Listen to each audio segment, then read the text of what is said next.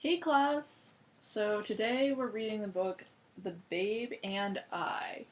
We're going to be learning some special words today, and we're going to be learning about the importance of starting a sentence with a capital and ending it with punctuation.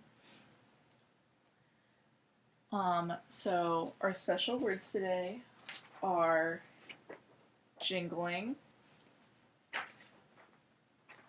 jingling. Jingling. So does anyone here know what jingling means? Yes? That's right! It's like a ringing sound that you make with metal. Can anyone think of a time they heard of the word jingling? Oh yeah, like jingle bells. Okay, so we're going to say that jingling is a ringing sound made with metal. Okay. Has anyone here ever used jingle bells? Oh, that's great.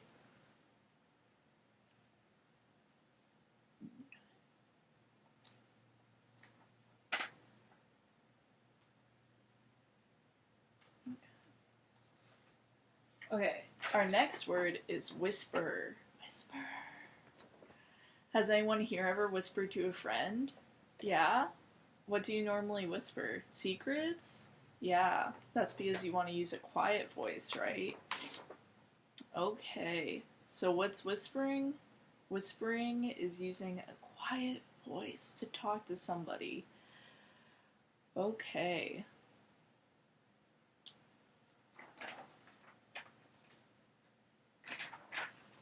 Our next word is briefcase. Has anyone here ever seen a briefcase before? Yeah? What is it used for? It's used to carry work papers, that's right. Okay.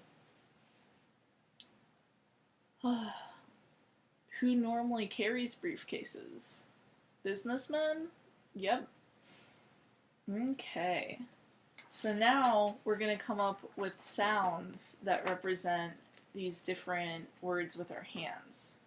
So when you close a briefcase, what kind of sound does it make?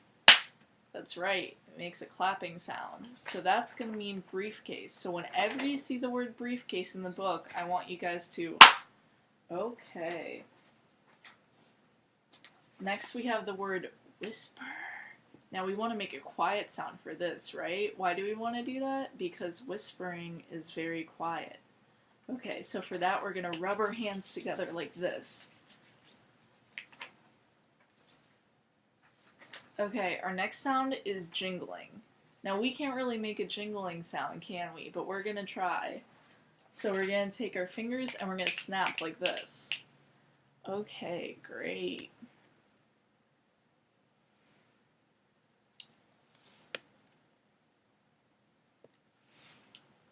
Okay, so the book we're reading today is The Babe and I. So can anyone tell what this man on the front of the book is doing? That's right, he's playing baseball. Have you guys ever played baseball? Oh, you've played it with your dad before? Okay, can anyone here tell me who Babe Ruth was? He was a super famous baseball player. Ooh. Okay.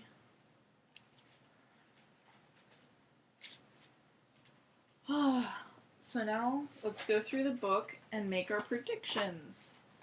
A prediction is a guess on what's going to happen in the future. Okay, so we see the Babe and I, and we see a boy getting tossed a ball by a man.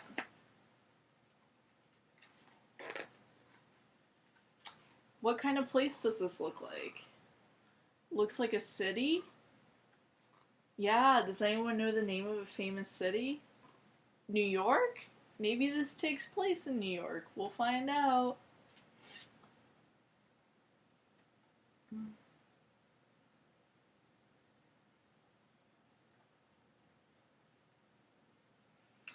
So now here, this boy is opening up a box. Does he look happy? No. Why don't you think he looks happy? Maybe he doesn't like what's inside the box. Now here, the boy's waving. Well, who do you think he's waving to? His dad? Maybe his dad. Do you guys say goodbye to your parents before they go to work? Yeah.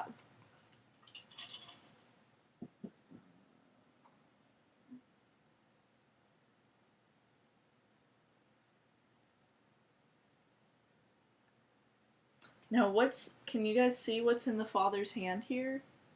That's right, it looks like a briefcase. Yeah, you guys can clap if you want. Maybe he's going to work. Now we see on the next page, this boy's playing catch with a friend. Have you guys ever played catch? Yeah? What does it look like he's throwing? Yeah, baseball? Maybe.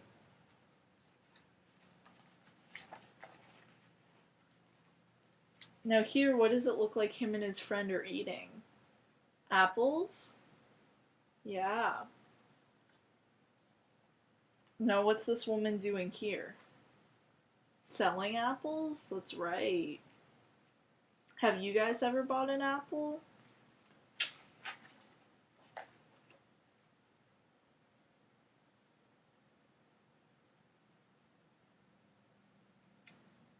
Now what does this street corner look like? Yeah, it looks like it's in the middle of a city. Have you guys ever been to the city?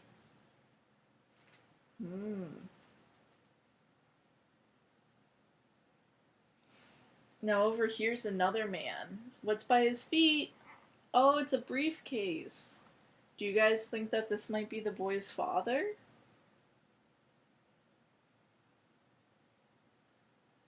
Now look at the boy here. Does he look happy or sad?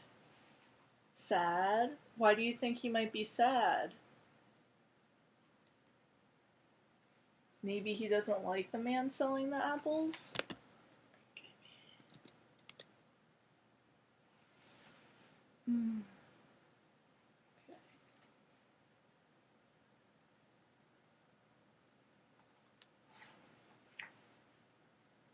Now what's his friend doing here?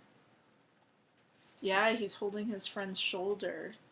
Do you think maybe he's holding his friend's shoulder because he's sad? Do you think maybe he's whispering nice things to him to make him feel better?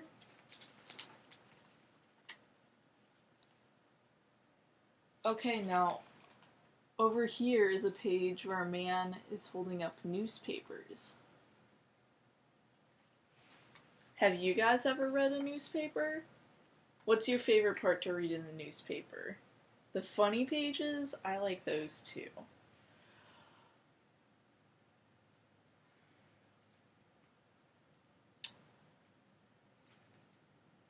Now, if you look over here, there's somebody holding up newspapers on the street corner. What do you think he's doing with them, waving them around like that?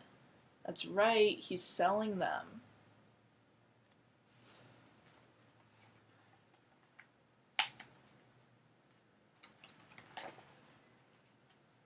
Now, what's in the background of this picture over here?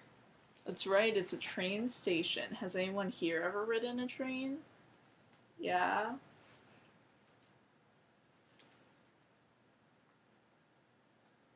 Now, what do you think the boy here is doing with these newspapers? Oh, that's right, he's selling them. Now, why do you think he's selling them? Maybe to make some money?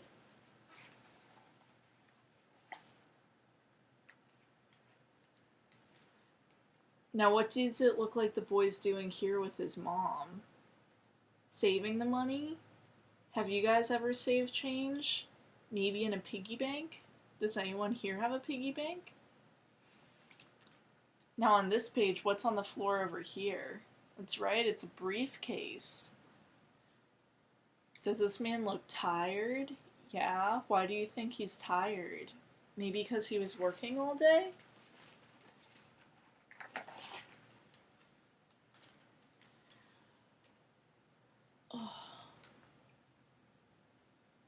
Now, what is this boy using to sell papers? That's right, it's a red wagon. And what's this woman doing? Yeah, that's right, she's pushing her baby down the street in a stroller. Have you guys ever seen a woman use a stroller? Does anybody here have a little brother or sister that still gets pushed around in a stroller?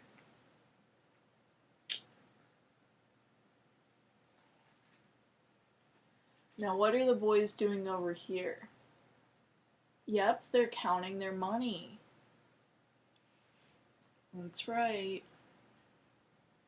Now, how did they make this money? How do you think they got this money? By selling newspapers? Okay. Now, on this page, does it look like the father and son are getting along?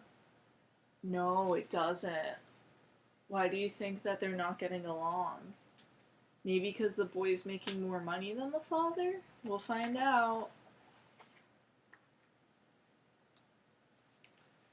Now it looks like the son and the father are getting along, right? What do you think happened? Maybe somebody apologized? Yeah.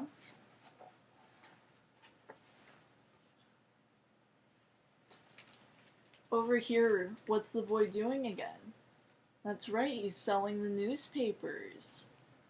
Now, does this man look like he has a lot of money or no money? That's right, he has money in his hand. And then what does he do on this page? That's right, he gives it to the boy. Do you think he looks excited? That's right, have we seen a dollar bill yet in this book? No, so that's a lot of money for this boy.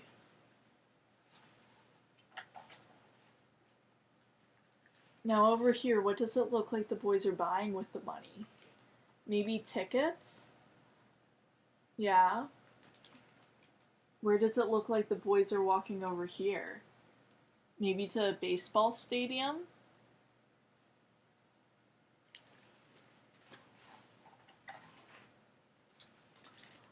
Look, the boys made it to the baseball game.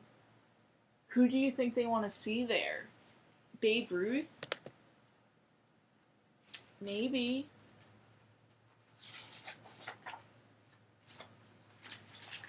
Now, does the boy look happy here with his father?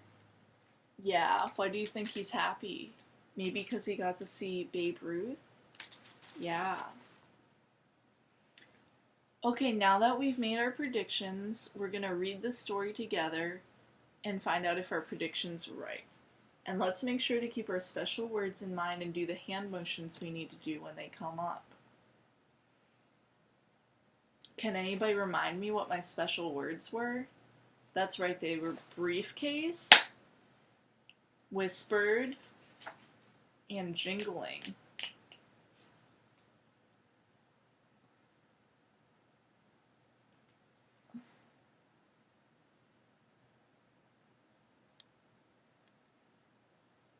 Okay, let's read the book.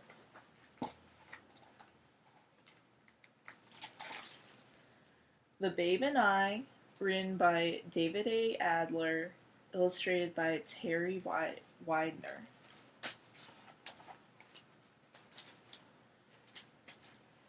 For my birthday, I was hoping my parents would give me a bicycle. They only gave me a dime. I was disappointed, but not surprised. It was 1932, in the midst of the Great Depression, and millions of people were out of work. We were lucky. My father had a job, but we never seemed to have much money. Where we lived, in the Bronx, New York, everyone was poor. Oh, so we were right. This was in New York City. Okay. Now, does it seem like it's easy for people to work or hard? Hard, that's right. There's not many jobs. Happy birthday, Dad said. When I walked him outside, I watched him go off, carrying his briefcase and smiling. My neighbor Jacob was tossing a ball and catching it. He threw it to me and shouted, "Give me a high one. I'm Babe Ruth, the world's greatest baseball player." I threw the baseball and Jacob reached up. It bounced out of his hand. He was no Babe Ruth. Has anyone here ever heard of Babe Ruth before this story? Yeah, that's good. Now remind me, what are briefcases used for? That's right, carrying work papers.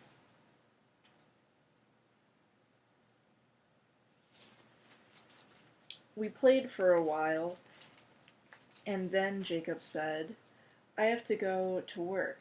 Come with me. We can have a catch while we walk." A few blocks from home, we passed a woman selling apples. Her clothes were wrinkled and shabby. I gave her my birthday dime and bought 2 apples, one for me and one for Jacob.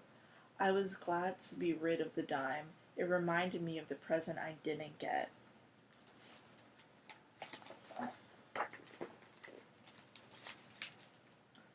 We turned onto Webster Avenue, and there were more apple sellers. Near the next corner, I saw a large briefcase. I looked up, and there was Dad, selling apples like the others. Suddenly, I couldn't move. "Come on," Jacob said. I pointed. "Oh," he whispered. "I thought your dad had a job." "So did I, and Mom thinks so too." So why is this boy upset? Because his dad says that he has a different job than he has. But if he's selling apples, does the dad have a job? Yes, that's right, he does. There were tears in my eyes as I watched people walk past my father. I wished so much someone would buy an apple from him, but no one did. I realized how he had earned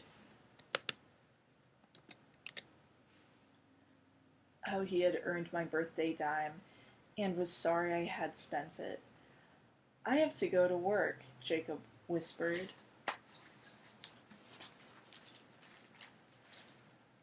I was too dazed to know where we were going.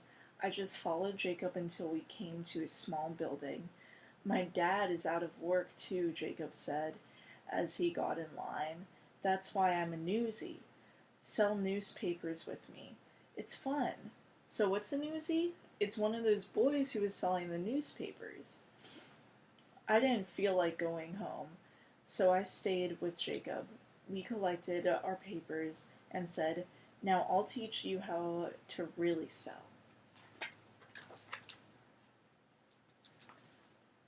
We walked past a newsie on the corner. "Coney Island fire," he shouted out. 1,000 homeless, read all about it." There were lots of people around, but I didn't see anyone buy a newspaper. Jacob and I passed other newsies calling out about the fire. Then we walked beyond the busy streets and apartment buildings. "Where are we going?" I asked. "You'll see," said Jacob.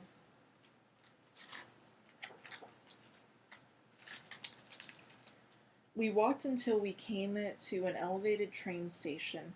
People were rushing from it to the large baseball park just ahead. "We're here," Jacob said. "That's Yankee Stadium." I held up one of my newspapers and I called out the headline, "Coney Island fire, read all about it." "No," Jacob said. "No one here is interested in fires." Now in this sentence on the next page, is this letter capital or lowercase? That's right, it's capitalized. Now, do letters at the beginning of sentences always start with a capital? Yes, that's right, they do. And then over here, what does it end with? It ends with a period. Now, what's a period? It's a type of punctuation. Do sentences always end with a type of punctuation? That's right, they do. He picked up a newspaper and looked through it. Here it is, he said. This is what they want to hear. Babe Ruth hits home run, he called out. Read all about it. Babe Ruth hits home run. Hits number 25. Read all about it. Here, I'll take one, a man said, and gave Jacob 2 cents. Let me see that, another man said. Jacob was smart. These people were on their way to see a Yankee game. Of course they were interested in Babe Ruth.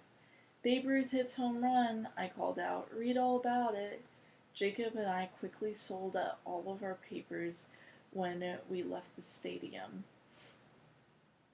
The coins in my pocket made a jingling sound. Now, what does jingling make? That's right, it's a ringing sound that metal makes. So the coins in his pocket made a jingling sound. We went back to the small building and paid a penny for each paper we had sold. That left us with 25 cents. When I got home, I didn't tell Mom about Dad and the apples, but I told her about the job.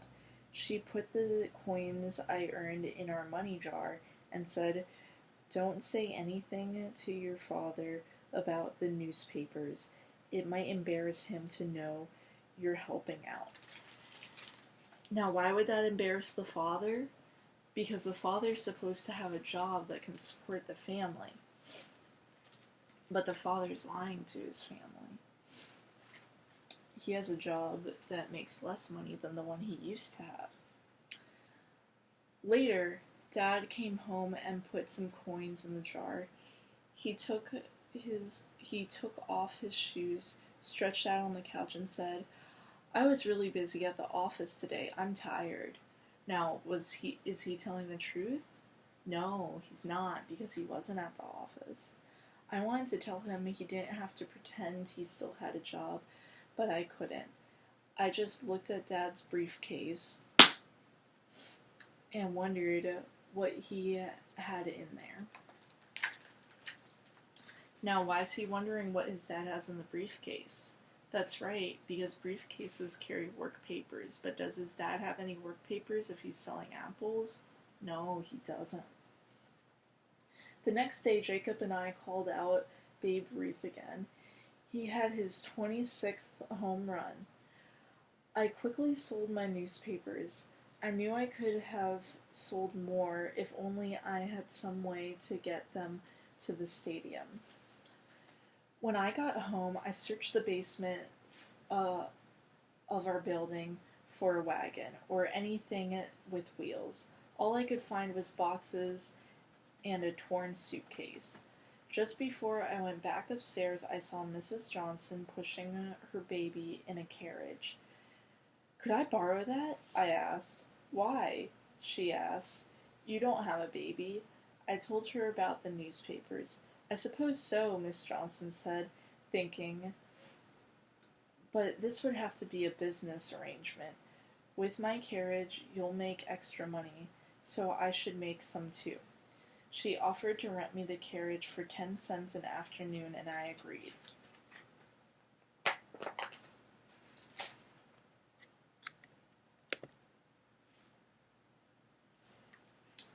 On Monday, the front page story was about a 19-year-old boy who had robbed a telegraph office because he wanted to be arrested. He knew he would get something to eat in jail. What's a telegraph office?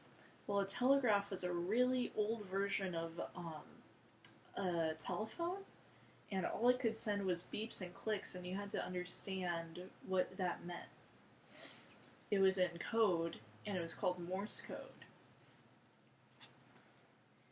Jacob and I didn't call out about the boy. We called out about Babe Ruth. He had won a game for the Yankees with a hit in the 12th inning. Thanks to Mrs. Johnson's carriage, I sold lots of papers. I had 80 cents to give my mom for the money jar. When Dad came home, he gave Mom a bottle of milk and a bag of apples and said, "I bought these apples from the unemployed man I passed on my way home." "Dad," I said, "that man isn't unemployed. He's selling apples. Selling apples is his job."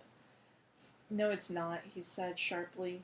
"It's just what you do when you wait and hope for something better." He looked upset. I realized how important it was for him to keep his secret.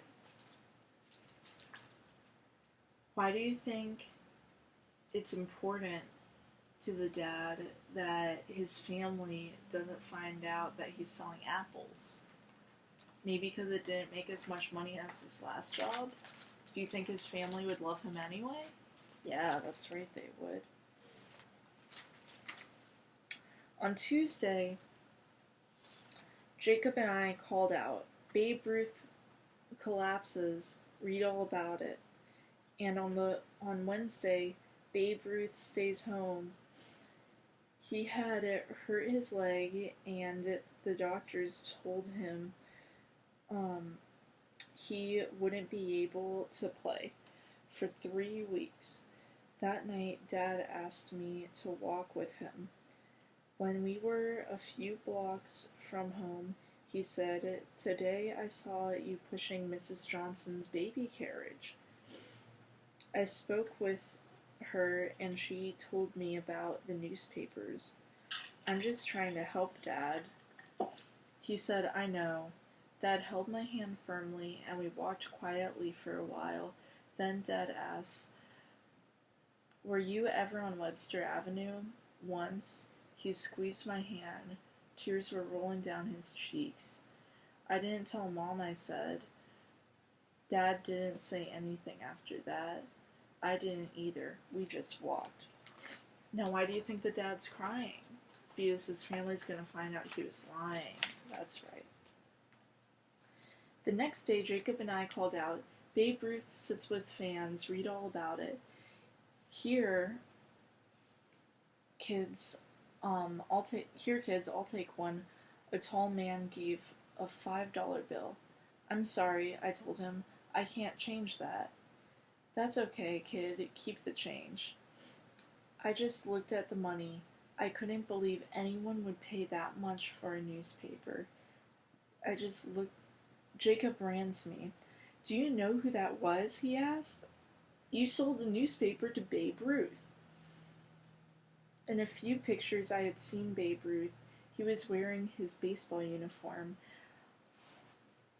I didn't recognize him without it. "Wow," I said. "I just sold the newspaper to Babe Ruth." I kept one hand in my pocket, holding on to Babe Ruth's bill. With my other hand, I sold newspapers, and I kept looking across the street towards where Babe Ruth had gone.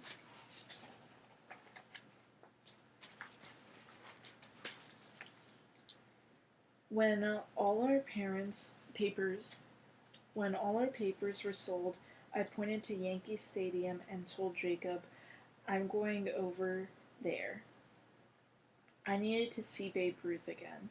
I checked the prices and realized I could buy 2 tickets and still have plenty left for the money jar. So that's what I did.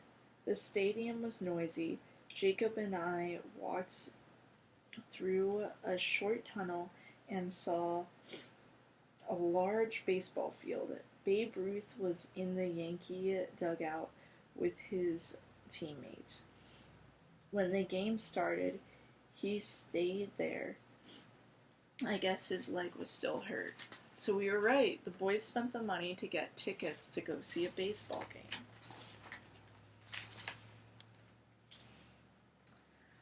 I tried to watch everything. The pitcher, the catcher, the batter, the player on the field, and Babe Ruth. Near the end of the game, With the score tied, the Yankee catcher didn't come up to bat.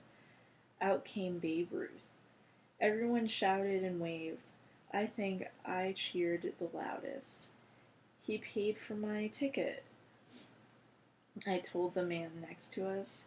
He gave $5 so I could see the game. The man smiled. I think the Red Sox pitcher was afraid Babe Ruth would hit a home run. He purposely threw wide of the plate 4 times and walked Babe. We cheered again as Babe Ruth slowly walked to first base. We knew he couldn't hit a home run every time, but at least Babe was back.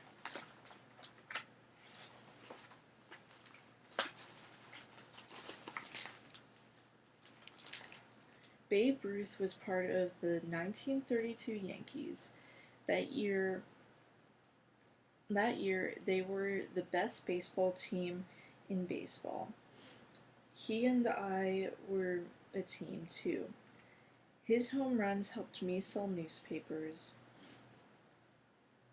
As I left Yankee Stadium with the coins I had earned making that nice jingling sound in my pocket, I knew Dad and I were also a team. We were both working to get our family through hard times. Okay. Did you guys like that book? Yeah. Okay. So, can somebody tell me what happened in this story? So a boy was working to help his father make money to support their family by selling newspapers. That's right. Who did he run into? His favorite sports player, Babe Ruth. Do any of you guys have a favorite sports player? Oh yeah? How would you feel if you met Maria Sharapova? Great? I would feel great too. Okay. Now let's do an activity to understand our special words a little bit better. Now what hand motion do we use for jingling? That's right. Now what hand motion do we use for whispered? That's right. What hand motion do we use for briefcase? That's right. Okay. Now I'm going to say a sentence, and it's going to be missing a word. When you guys think you know which word is supposed to go in that blank, do the hand motion for that word, okay? I blanked the bells. Good. I was blanking very quietly in my friend's ear. Good. I use a blank to carry my work papers. That's right. Okay, now here up on our word wall we have our 3 special words, right? Now I want each of you to write a sentence using each one of these special words, okay? So we're going to write 3 sentences. One of them's going to have the word what? Jingling, that's right. And then the word what? Whispered, that's right. And then what will be our last word? Briefcase, that's right. Now what are we going to be looking for in these sentences? We're going to be looking for starting with capitalized letters at the beginning of the sentence, correct spelling, and correct punctuation at the end of the sentence. Okay, after you all do this, please turn them in, and I hope you have a great day.